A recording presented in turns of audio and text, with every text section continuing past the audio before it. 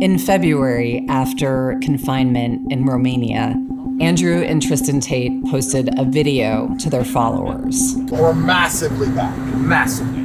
They were in a private plane being whisked to Florida.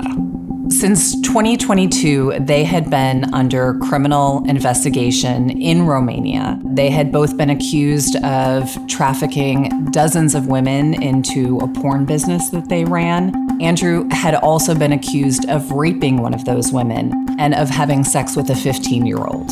Prosecutors in Romania had prohibited them from leaving the country. Feel that? It's the feeling of leaving Romanian soil. This moment is the culmination of years of efforts by the Tates to cozy up to conservative influencers, members of the Trump family, and administration officials.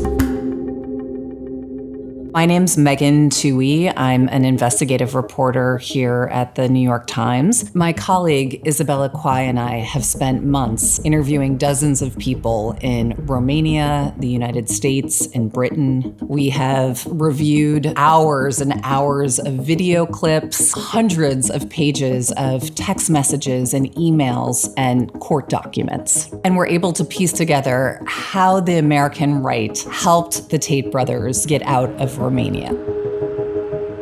Andrew Tate and his brother Tristan are major stars in the so-called manosphere. Welcome to the party, gentlemen. He-man, woman haters party. It's a man's party. Andrew is a former professional kickboxer who built a huge online following, preaching unapologetic masculinity and chauvinism. All of history was built by men, always has been. If a woman is going out with a man, she belongs to that man. That's his woman.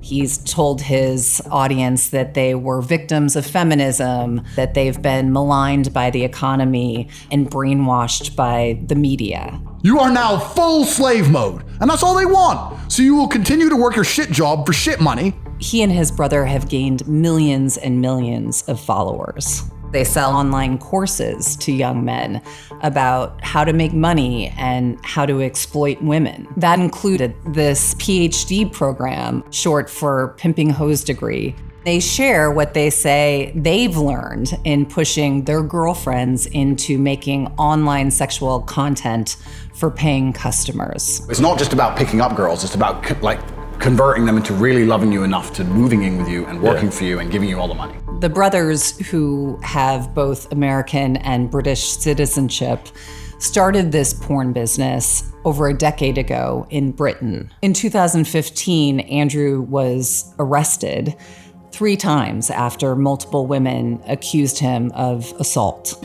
And while prosecutors eventually declined to bring charges, the investigation prompted Andrew to leave Britain. Andrew said that he thought that they'd be better served in Romania. It's a little bit lawless, you know? You can get away with shit you can't get away with in the West. Eventually, the brothers get banned from several of the biggest social media platforms, only to find new homes on Rumble, a site that was backed by J.D. Vance's venture capital firm, and Getter, a right-wing site. And then things really explode. In December 2022, the brothers are arrested in Romania. They had been under criminal investigation for several months after a complaint that an American citizen had been held by them against her will. The brothers are charged with organizing a criminal group and trafficking 7 women into their porn business. And Andrew is also accused of raping one of those women.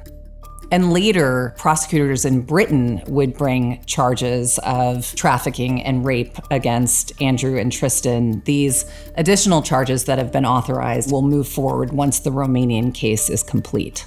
Through our reporting, we also found that the Tates have been quietly under investigation here in the United States by anti-trafficking agents and federal prosecutors. Andrew and Tristan Tate deny all allegations. While all of this is happening, they're building more and more powerful allies in the United States. In 2017, as Andrew tells it, he did a tweet in support of Donald Trump, and soon Andrew and Don Jr. had connected at Trump Tower. The president's son, he made me a coffee. Like, he's a cool dude. And this support and this relationship continues through 2023. When Andrew and his brother are placed under house arrest, Don Jr. sends out a tweet of support. By that point, the Tates had hired Joseph McBride, this attorney who had come to prominence representing Trump supporters accused of insurrection on January 6th. And McBride pitches his new client to conservative host Tucker Carlson, who travels to Romania and conducts a lengthy interview with Andrew in his mansion. I mean, I was sympathetic to you already, but a man's accused of human trafficking. It's worth finding out what he's accused of. The Tucker Carlson interview gets more than 112 million views. This is a key turning point. Soon, other high-profile conservatives are defending the Tates. When I see some of these videos and I see conservatives assigning real meaning to you saying stuff that is just so obviously content for young boys. Andrew Tate and his brother Tristan stand for the same things that I stand for. These relationships are mutually beneficial. These conservatives are tapping into Tate's audience to expand their reach and connect with a demographic that is crucial to the president's re-election campaign. Listening to him with Tucker for an hour and a half, 2 hours, it clicked. Okay, now I see why he's popular. And by 2024, Barron Trump is also a fan. Barron hosts a dinner at Mar-a-Lago for several prominent conservative influencers. One of them was Justin Waller, who has helped the Tates run their businesses and says that he's widely seen as the third brother. Waller told me that Barron admired the Tates, and he said that he and Barron called Andrew together and discussed the Tates case. When we reached out for comment, McBride called our reporting on the relationship between Andrew and Barron fake news. So the Tates are building up a lot of support here in the United States.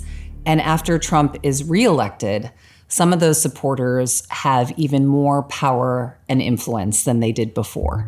Paul Ingrassia, who had once served on the Tates legal team, is now the White House liaison to the Justice Department. He had called Andrew Tate an extraordinary human being and a target of the deep state and the satanic elite. Alina Habba, who had served as a personal lawyer to Trump, was now a counselor to the president. She appeared on a podcast with Andrew in January. We need strong, powerful voices like yours, and I got your back over here. And this man, Richard Grenell, a special diplomatic envoy for Trump, discussed the Tates case with at least 2 Romanian officials. Our reporting found that one of those discussions took place last December at Mar-a-Lago with an advisor to the Romanian Prime Minister. Ponta told us that he had discussed the Tates case with Grenell. He then backpedaled and said they had not discussed the case. The other discussion was with Romania's foreign minister at a conference in Munich in February. In a statement to the Times, Grenell said it was the foreign minister who raised the issue of the Tates. His statement did not address the Mar-a-Lago conversation. The public support from some of these allies set off alarm bells in Romania. Officials at the American embassy in Romania told us that they feared what would happen if their bosses in Washington instructed them to release new passports to the Tates in violation of the Romanian criminal justice system. It didn't come to that, but an extraordinary order came down from the highest levels of the Romanian government. On February 26th, Andrew sent a text message to someone close to him that we reviewed. He had been made aware that he was going to be released. He wrote, "I have very detailed instructions from the Americans about crossing borders, phones, passports, etc. I can't say more. This goes into instant effect." The next day, the Tates file a request that prosecutors lift their travel bans and return their passports. We spoke to sources who spoke to us on the condition of anonymity, who told us that the prosecutors did not want to do this. But the prime minister believed that lifting the travel bans would appease the Trump administration. He did not respond to requests for comment. In the early hours of February 27th, The brothers were driven to a private plane. No one has ever been more back than we just got. At the time, we asked McBride, their lawyer, whether the Trump administration had anything to do with their release. And he didn't answer the question directly, but he said, quote, "Do the math. These guys are on the plane." Once they're back in the United States, the Tates are filming themselves partying in Miami, looking at apartments in New York, hobnobbing with Kanye West in Los Angeles. But they weren't welcomed by all.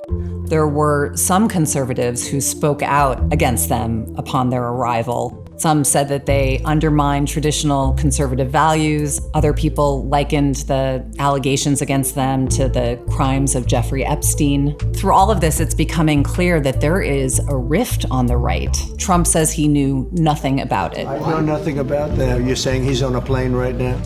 An official with the White House said it is not involved in anything related to the Tates' legal matters. In March, they returned to Romania for a court date and have not come back. Shortly after they left, one of Andrew's former girlfriends accused him of assaulting her when they reunited during his visit. She said that when they had sex, he had beaten her and choked her to near unconsciousness, which he denies.